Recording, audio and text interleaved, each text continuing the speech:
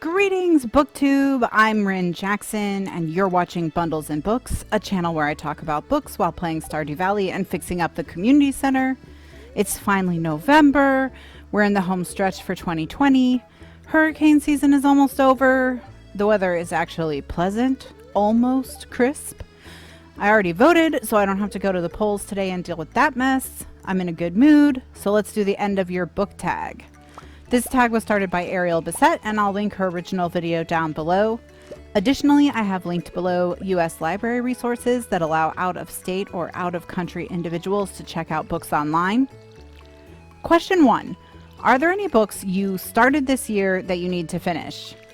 I have only set aside 2 books without finishing them so far this year.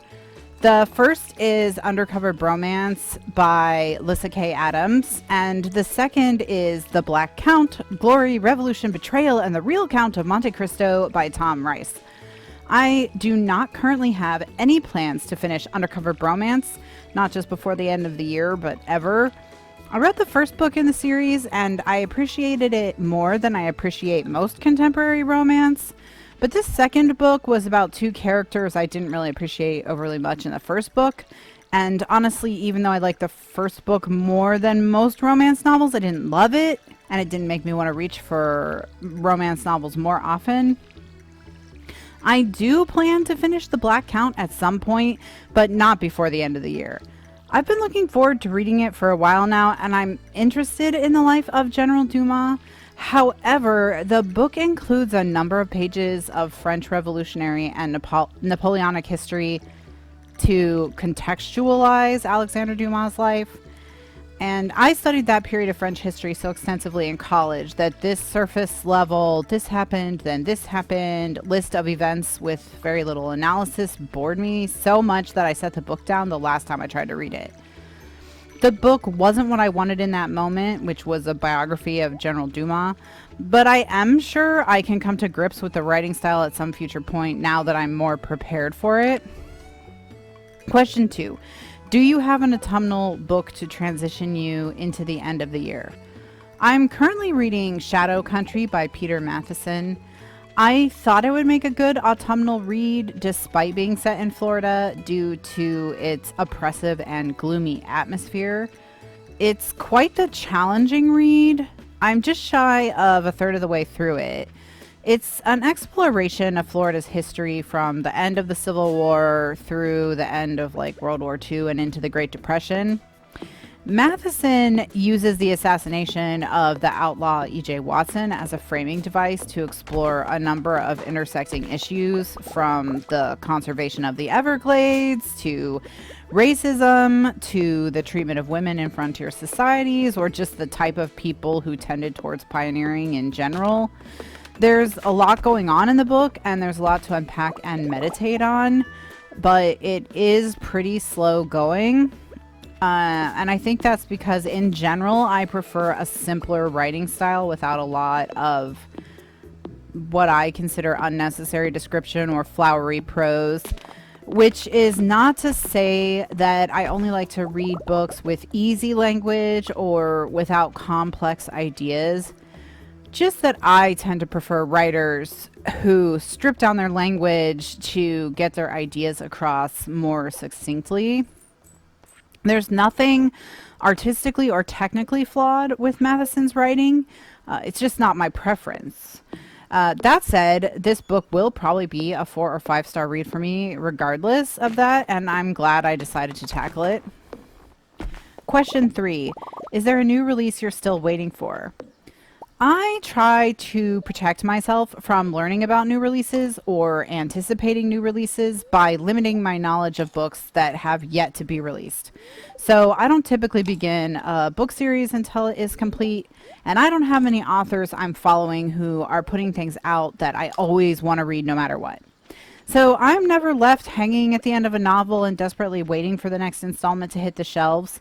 And I'm perfectly happy to be 6 months or a year behind what's hot and just get my books from the library.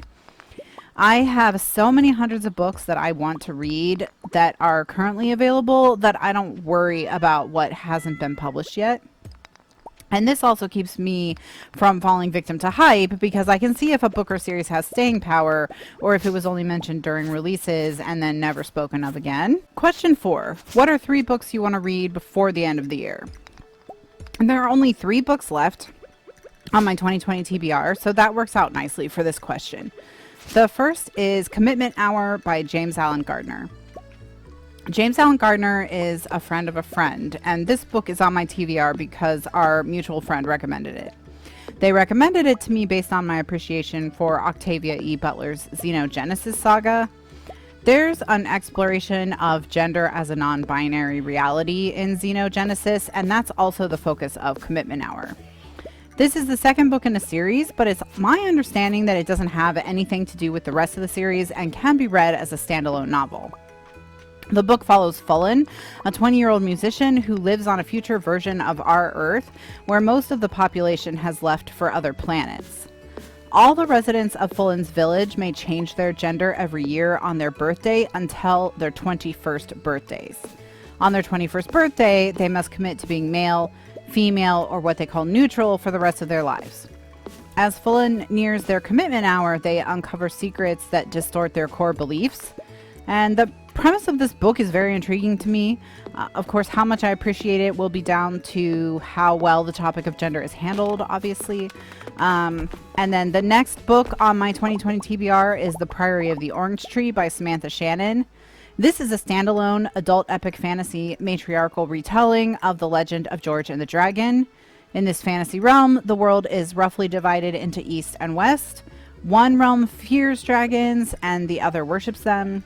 And they're completely at odds and unwilling to compromise or cooperate in any way. 1,000 years ago, a hero cast a giant world-destroying dragon underground. Everyone thought it was forever, but the dragon is rising again. And these two societies will have to learn to compromise and work together to put aside their differences if they have any hope to triumph over this existential threat. I think that this is probably a very shallow, bare bones description of what will end up being a fairly complex read.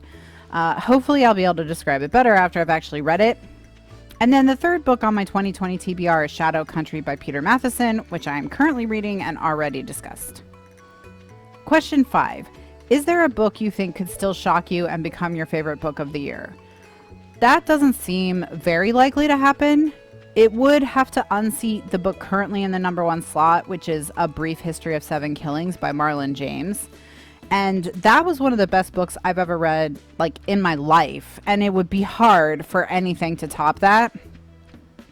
I also read How Much of These Hills is Gold by C. Pam Zhang this year. And also Saga by Brian K. Vaughan and Fiona Staples. Looking at the books I currently have on hold at the library, I don't think there's anything I expect to top those. The only possibilities I see are The Vanishing Half by Britt Bennett. Or maybe Such a Fun Age by Kylie Reed. Question 6. Have you already started making reading plans for 2021? Yes, I have. I already have my 2021 TBR decided. It will consist of any books left from my 2020 TBR and the 40-some books I purchased in 2019. Other than those books, there's nothing on my TBR for the year. I'm currently working on grouping the books from that TBR thematically and assigning myself months to read them in the hopes of not falling so far behind I have to spend the last 3 months reading nothing but books from my 2021 TBR. If I read 4 books a month from that TBR, I should still be able to read another 4 books each month from the books I most want to read. I've averaged 10 books a month so far in 2020, and that's with a very slow start because I was out of practice choosing books for myself, and out of practice reading complex books in general. Those are all the questions on the year-end book tag. Tell me in the comments if you have any big reading plans for the end of the year, and also let me know if you've read any of these books and what you thought. I'd love to hear your thoughts if you think there are some reads on here I should prioritize. Or let me know if there are great books you think should be on my list to read before the end of the year but aren't. In the meantime, please like this video and subscribe to my channel if you haven't already. I play Stardew Valley and I talk about books, so if you like either of those things, this channel may be for you. I hope you're having a wonderful week and wish you all the best in your reading adventures.